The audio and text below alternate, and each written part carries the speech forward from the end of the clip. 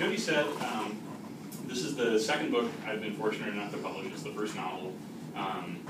I got my Master of Arts in Creative Writing here way back in 1998, and after a few years off, went to Ohio State and got a Master of Fine Arts.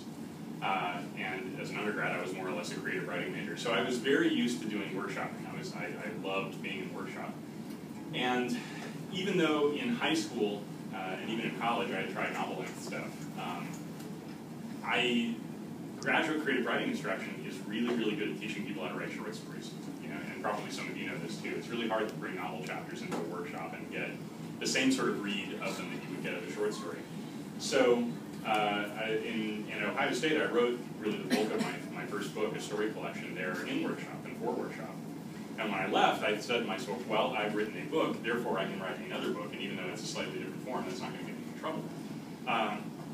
And that wasn't true. It turns out that my program just really hadn't prepared me for writing a literary novel, like the kind that I wanted to do. You know, and we can talk about the definition of what makes a literary novel or not, and you can certainly argue whether I've accomplished it or not. But, you know, I thought, no problem, 2 years, I'll crank this out. You know, I have a professor job, they want me to write, I'm supposed to publish, I have time to do it. And it was actually 7 years between books. By the time you came back, was between covers. Part of that time I spent writing, there were 2 other novels that I started and abandoned along the way. There was a 100-page version of something that was going to be an expansion of a short story I'd done, and that I couldn't do. I spent 2 years and 250 pages writing a story that was going to be set in 1895 Colorado, in a little town that I used to live in when I was a boy. But the research was taking me a long, long time. It was very, very difficult for me to learn how to do that, and to turn the stuff that I was learning into voice. And then I saw Deadwood, and I was like, I'm not going to get any better than that, so I quit. And said to myself, well, you know, okay, I've had this idea that's sort of been percolating for a while. There's a lot further down the queue. It's going to be set in Columbus, Ohio, a town I've lived in. And it's going to be set in the present day. I don't need to know anything. You know, just go. And I figured it would be a couple hundred pages, and you know, boom. Well, 4 years later, the first draft that came off the printer was 217,000 words, 700 and some pages. At the time, it's the best I can do. You know, I can't make it any shorter. I had already cut hundreds of pages out of the draft at various points. What had been happening since I started writing the book, my first collection, my collection of stories was published by Harcourt in 2005 when everything was fine. Shortly after that, the economy fell off a cliff, and things were not fine, and in particular the publishing industry got hit, not only by the recession, but also by the advent of e-reading. You know, they were not prepared at all for what the Kindle was going to do to people's reading habits and the pricing. And so a lot of big publishers, New York publishers, folded or collapsed their staff. The woman who edited my first book at Harcourt was fired, along with every other editor there. And for years, I'd been writing a book hoping that she would buy it. I wasn't under contract with her, but I was friendly with her, and she was very disposed to see my next project. I kept asking after it, and all of a sudden she was gone. So then I was a really, truly, in my heart, a free agent again. And I kind of panicked about that. So by the time that I had this giant draft, we also had a publishing industry that was buying, you know, who knows what percentage less, but a significant percentage fewer manuscripts than they'd been buying before. So my agent sent it out to a couple places. She warned me, you know, they're going to want to make it shorter. They're going to make you have to be ready for that. And in my head, I'm like, yeah, we could probably squeeze 50 pages out of that thing. But, you know, it's my vision. It cannot be made any different. And we got some actually kind of cruel comments back about it. You know, a bunch of editors said, in effect, somebody should edit this, not me. You know, I remember this one person talked about its flabby and indulgent middle, which is kind of like personal. You know, it's like my middle. I'm talking about my book's weight. You know, it's pretty on the inside. And you know, so. You know, she tried that a few times, and then finally she called me and said, look, you know, I can send this out 20 more times, we're going to hear the same thing. It's just too long. Nobody wants to publish a book of this length right now. My first book was critically acclaimed, but it didn't sell very many copies, so it's not like I had like a full track record to go on. So what she ended up doing was calling in Ann Patty, who had edited my first book and was unemployed, freelancing at the moment, and we cut a deal with her to have her go through and give the book a professional edit. And it felt kind of dirty at the time, you know, like I was very proud of my ability to produce, you know, text that didn't need a lot of editing, forgetting conveniently that my first book had been workshopped pretty extensively by my Ohio State classmates, and I'd made many changes based on that advice. So she did it in chunks. Like, she knew I was kind of delicate about this book, and so she took a run through it. It's like, congratulations, I found 100 pages. What? No!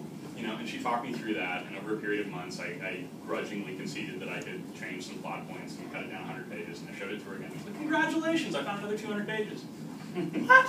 And she did this. She wanted to get it all the way down to 350 pages. She thought, and I, from what I gathered from talking to people, that was the industry standard right about that. That's, economically what they wanted to do. And finally, I dug in my heels. Like, I cut all I could at the time. I thought I still can go through that book and find things that should go. But yeah, we got it down to half its length from that first draft, and it took over a year. And then we sent it out into the world, and Grand Central picked it up.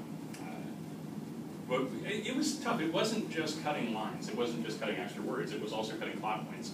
And as I was just telling Jody, it was a constant discussion between me, my conscience, my agent, and the editor about what sort of book it was going to be. You've all read it, I gather, so you know that there's like some elements of popular writing in there. I want people to turn the pages, and I want there to be suspense. But there's also other stuff going on. I wanted to write a ghost story that wasn't a ghost story. I wanted to write a subversive kind of thing.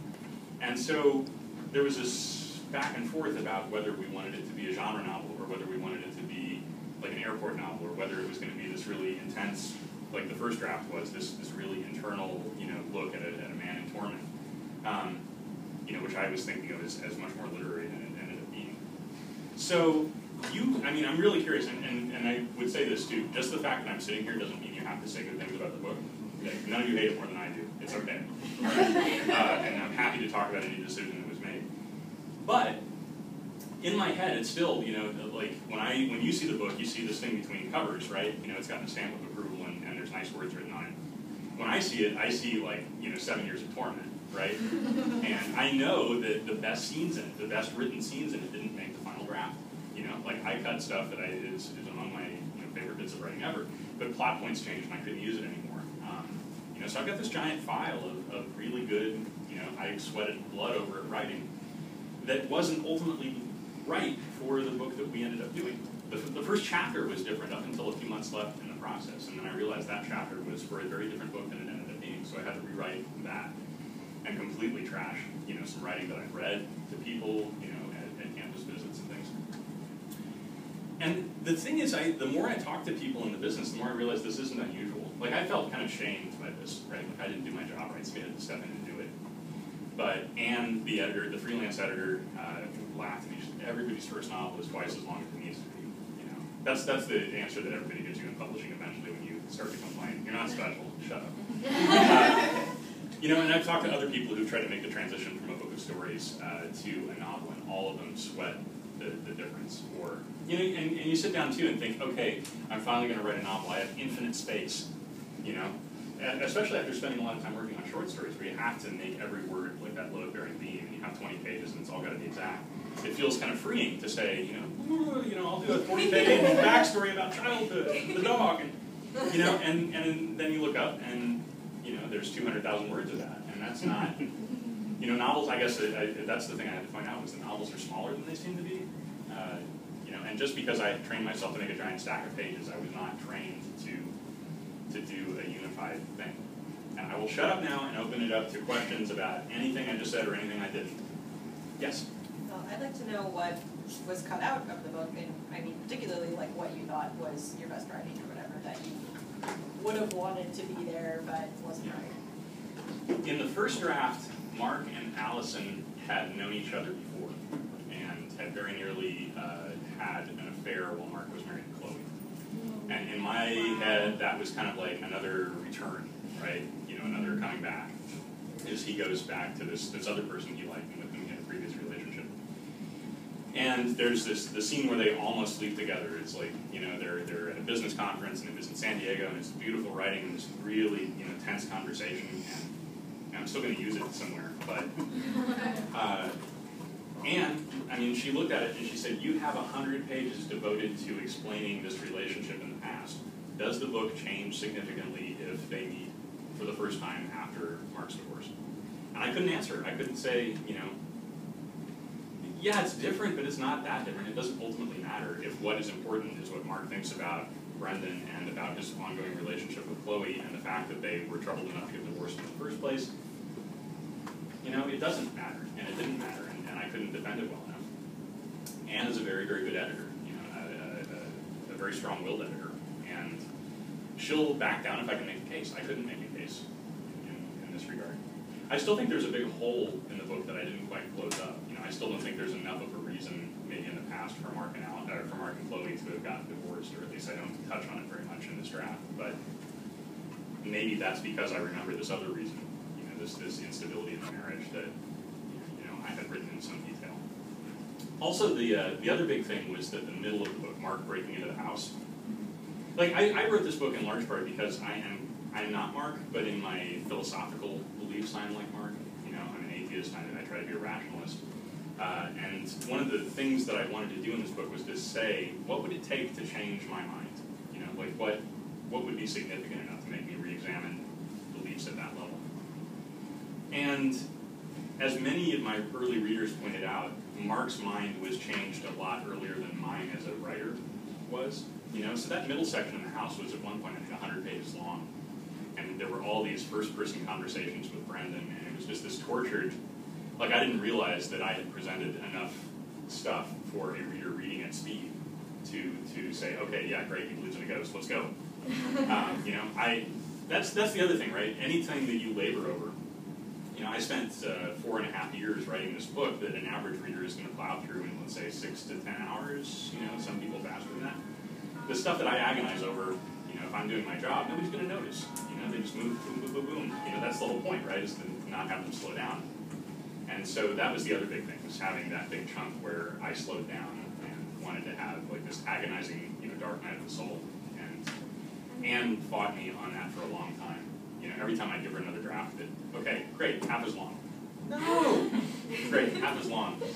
Dude, 20 pages, come on, make it work. And, you know, so I did. And, you know, just had to trust her at a certain point.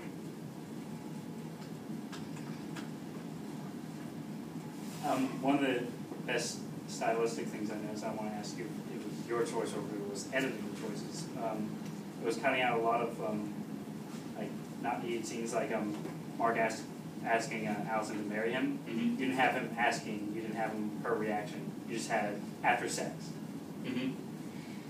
That's a good question. I don't remember. At some point in the drafting, I had him asking. But that's a trick. I don't think an editor would have had to tell me to do that. It's kind of a dodge in some ways, you know? Like, however romantic that would have actually been, if I take it out of the book, you can come up with something better. Mm-hmm. You know, anytime that you can let a reader do the really heavy lifting, that's great. You know, and keep it off the page. Plus, too, like, you know, I think a reader reading at speed is going to appreciate passing through an awkward proposal and right to the sex scene. I tell my students this, you know, 4 or 5 sex scenes, give people, nobody will turn pages faster than when they're trying to answer the question of will they do it and when.